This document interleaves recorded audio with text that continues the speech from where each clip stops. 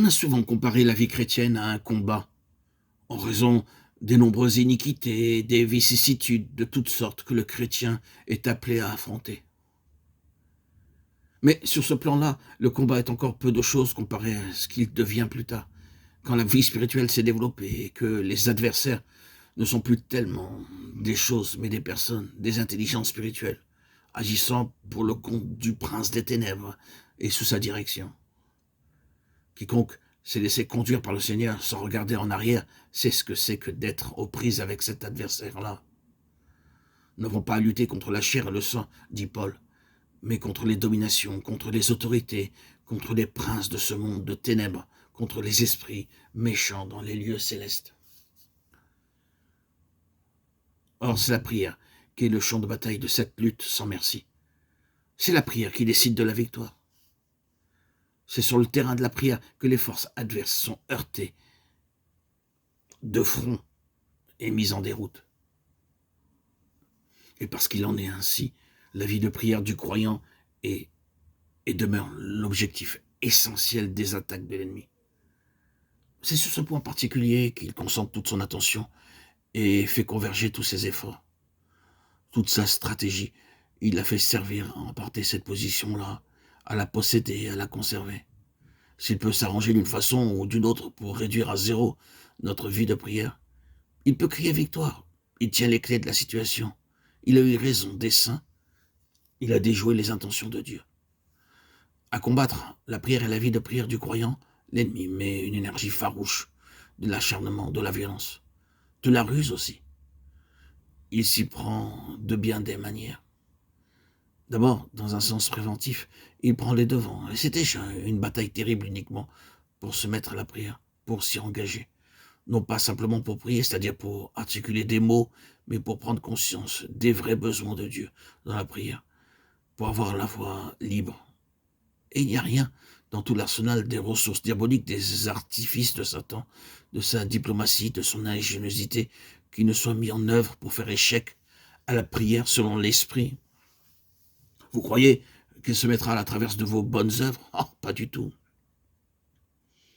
Il s'emploiera au contraire de toute sa force à stimuler votre activité pour le Seigneur. S'il peut en se faisant vous enlever les seuls moments que vous seriez tenté de consacrer à la prière.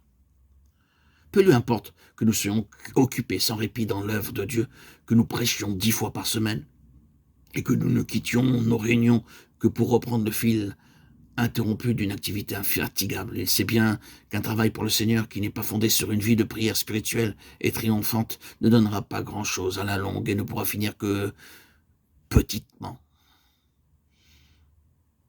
Nous ne craignons pas de le répéter. Notre beau zèle lui importe peu. Travaillez pour le Seigneur autant que vous le pouvez. Mais si vous laissez la prière de côté, vous ne ferez pas grand-chose de bon. Un des grands pièges de l'ennemi consiste à nous tenir si occupés, si affairés, si pressés par les choses de Dieu, que notre vie de prière, à force d'être bousculée, finit par s'en tirer comme elle peut, si tant est qu'elle s'en tire. Seigneur, je suis trop pris par ton œuvre pour trouver le temps de prier. Sachez-le bien, frères et sœurs en Christ, bien-aimés, chers amis, c'est là une excuse que le Seigneur n'acceptera jamais. Il y a dans ce domaine une bataille à livrer, dont la prière, notre vie de prière, est l'enjeu. Que faire alors, me direz-vous? Que faire? La chose qui me paraît nécessaire, c'est une attitude de principe, une détermination fondée sur la victoire de la croix, une décision de tenir coûte que coûte pour que la prière ait son compte. La croix du Seigneur Jésus, dans toute la plénitude de son efficacité, peut et doit intervenir ici. Il faut que l'ennemi abandonne la place et laisse le champ libre à la prière. Comme autrefois, Chama qui défendit seul contre une troupe de Philistins le champ de Lanti au milieu duquel il s'était campé jusqu'à ce que son épée eût raison de ses adversaires. Défendons notre terrain. Le champ de Lanti peut représenter notre vie de prière, qui doit être protégée contre l'ennemi et mise au bénéfice de la pleine victoire du calvaire. Oui, l'ennemi fait véritablement tout ce qu'il peut pour faire échec à la prière. Et il y a une phase de la bataille de notre côté qui a pour objectif de faire la place nette en vue de la prière. Oh, frères et sœurs en Christ bien-aimés, nous n'avons ici fait qu'effleurer le sujet sur l'importance de la prière. Mais ce que nous avons dit est extrêmement important. Nous pourrions continuer et faire voir que si l'ennemi ne réussit pas à empêcher la prière, il mettra tout en œuvre pour l'interrompre. Et s'il ne peut l'interrompre, il s'efforcera après coup d'en limiter les effets. À nous, frères et sœurs en Christ, chers amis, auditeurs, auditrices, bien-aimés, à nous de veiller.